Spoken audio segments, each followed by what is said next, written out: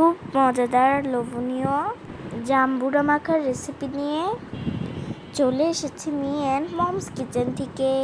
আশা করি পুরো ভিডিও জুড়ে আমাদের সাথেই থাকবেন। আর এই জাম্বুরা মাখার রেসিপিটি ভালো লাগলে দয়া করে আমাদের চ্যানেলটি সাবস্ক্রাইব করে আমাদের পাশেই থাকবেন। চলুন দেরি না করে দেখে নিই জাম্বুরা মাখার এই রেসিপিটি।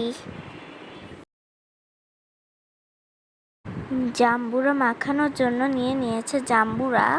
এখন এই জাম্বুরার মধ্যে এক এক করে দিয়ে দিতে হবে কাঁচামরিচ কুচি, লবণ, স্বাদ মতো বিট লবণ, পরিমাণ মতো কাসুন্দি, আর দিয়ে দেবে চিলি ফ্লেক্স। এখন এই সকল উপকরণগুলো একসাথে খুব ভালো করে মেখে নিতে হবে।